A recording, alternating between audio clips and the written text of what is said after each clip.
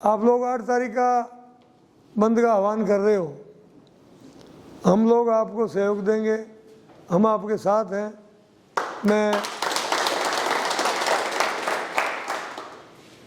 जाट महासभा की तरफ से, भारतीय किसान यूनियन की तरफ से, आरक्षण अधिकार मंच जिसमें SC ST OBC और माइनॉरिटी के लोग आते हैं, तीनों संगठनों की तरफ से हमारे से तो बल पड़ेगा, हमारा तो सहयोग होगा।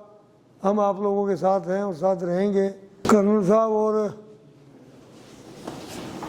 और एकेडमियों के सब आए हुए मित्र साथीगण और भर्ती के लिए दर दर भटकते फिर रहे हैं हमारे बच्चे।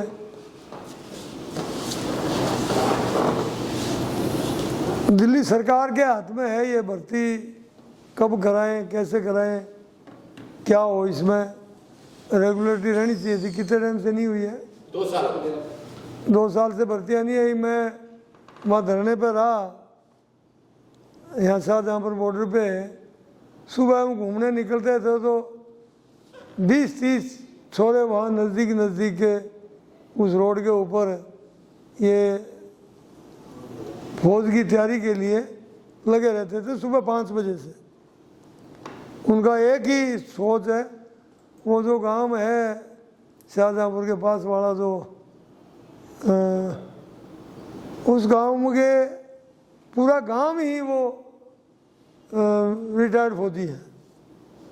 ये बड़ी बात है। वहाँ के सब बच्चे ये मिलिट्री में ही जाने चाहते हैं, गूगल कोटा है जाए तो ये देखा है, ये बड़ी तकलीफ की बात है। लेकिन सरकार की सोच हमने देखी है, जब 13 महीना धरने पे रहे, सरकार की सोच बहुत ख़राब है। सरकार नहीं चाहती है कि देश के युवा सर्विस में आए, नौकरी लगे, किसी तरीके की नौकरी लगे और देश की प्रोग्रेस हो और कमा के खाएँ और देश आगे बढ़े। ये नहीं है। एक देश के अंदर इस तरीके का माहौल बना दिया गया है कि वोट जब लेना होगा तब कोई नौकरी दी कि नहीं दी, मिलिट्री की दी या किसी किस्म का कोई काम नहीं किया देश में, लेकिन वोट जब लेना होगा या हिंदू मुसलमान करेंगे तो ये मिल जाएगा। देश चलाने वाले, ये देश जब आज़ाद हुआ तब यहाँ देश में सुई नहीं बनती थी। कहने के लिए वो बोलते हैं, जो भी उनमें से बोले वो 70 साल क्या किया, 70 साल में क्या हुआ, बहुत कुछ हुआ। तो इस बात का कोई हल निकलता मेरे को दिख नहीं रहा है। चिंता नहीं है।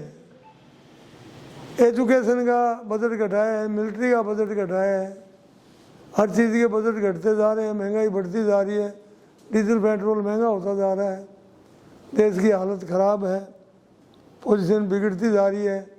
कोई टीवी चैनल लगा के देखो तो उसमें ये हिंदू मुसलमान यही चलता मिलेगा। लेकिन आप लोगों को हिम्मत हारने की आवश्यकता नहीं है। अगर आप सच्चे मन से आगे बढ़ने की तय कर रखी है, सोच रखा है कि हमें आगे बढ़ना है, तो मेरे ख्याल से जो आप लोग आंदोलन कर रहे हो इसका असर आएगा। ये 2 साल की हमारी डिमांड जो है कि टाइम बढ़ाए, एज का बेनिफिट दिया जावे, ये कोई बहुत बड़ी बात नहीं है। 100% मिलेगा, इनको देना पड़ेगा। ये भर्तियाँ भी भर्ती करनी पड़ेगी इनको। इतना बड़ा आंदोलन आपने चला रखा है, ये भर्ती करेंगे, करना पड़ेगा। इनकी सोच, इनकी भावनाएं, इनके टारगेट में ये चीज़ें नहीं आ रही होगी तो इसलिए लटका रहे होंगे, बाकी ये करना पड़ेगा। अच्छा, सेना की भर्ती के अंदर करना क्या होता है? सेना का काम क्या है? बच्चों को भर्तियों के लिए सारा सिस्टम इनके ऑटोमेटिक है, सब चीज़ें बनी हुई है। ये कर्नल साहब तो सब जानते हैं सारी बात। कुछ भी नहीं करना है इनको, यस और नो, यस ही करना है, नो क्यों करके रखा है? भर्ती हर साल आनी चाहिए, ये ऑटोमेटिक सिस्टम और उसके तहत आनी चाहिए, इसमें कोई देरी का काम नहीं है। 2 साल इतना कोरोना भी रहा, UPSC की भर्तियाँ रुकी कोई, जो देश की टाइम पे आई ना, बहुत सी चीज़ें आई। ये लिंग रोल करना चाहते हैं वो ही करते हैं, अदरवाइज सिस्टम में कोई कमी नहीं है। बहुत से साधन भारतीय सेना के पास है, कोई दिक्कत नहीं आएगी। और ये ठीक है, सरकार की आंख नहीं खुलेगी। पहले आप लोगों से थोड़ी सी गलती होगी। आप दिल्ली में जंतर मंतर पर जाके बैठ गए तो उससे बढ़िया जगह नहीं मिलेगी अपने को। वहाँ सेवा करने वाले भी आपके आ जाते, कहते किसी गुरुद्वारा वाले को कहते वो लंगर भी चालू कर देता, वहाँ सब कुछ हो सकता था। वहाँ आप लोगों को चक्कर दे के उठा दिया, वो नुकसान का काम हुआ। वहाँ से हमारी बात डेली की डेली मीडिया के वाया, ये गोदी मीडिया है, ये बात को बाहर नहीं निकलने देते, लेकिन दिल्ली में बैठते रहते तो ये रोक नहीं सकते। ये चीज़ सामने आती उनके रड़कती, उनकी आंख में रड़कती, तो ये भर्ती जल्दी हो जाती। करनी अभी भी पड़ेगी, भर्तियाँ अभी भी आएगी, कोई ज़्यादा घबराने की ज़रूरत नहीं है। आप लोग आंदोलन कर रहे हो, आपका हक है, हम आपके साथ में रहेंगे। बाकी मैंने इनके लक्षण देख रखे हैं, पूरे बहुत ख़राब है। सरकार कोई भी दूध की धोई हुई नहीं है। आज वो जो जिस आंदोलन में हम सुबह से थे, या वहाँ जो कोविड के टाइम में 2 साल 3 बच्चों ने काम किया, क्या दिया उनको? 8,000 रुपये तनख्वाह थी उनकी, उन्होंने 27-28 हज़ार बच्चे, वो इतना काम किया उन्होंने जो इस महामारी के अंदर है। आज उनको रोड पे छोड़ दिया, और वो आज 29वां दिन है उनका वहाँ धरने पे बैठे हैं। लड़के भी हैं, लड़कियाँ भी हैं, रेगुलर बहुत बड़ा आंदोलन चालू कर रखा है। सरकार सुन नहीं पा रही है। मैं पहले भी गया, आज भी उनके बीच में जाके आए। आज जो ओबीसी के लड़के आए हुए थे पूरे राजस्थान के, ओबीसी आरक्षण के अंदर बड़ी भारी प्रॉब्लम ये सचिवालय के जो ऑफिसर्स हैं इन्होंने खड़ी कर रखी है।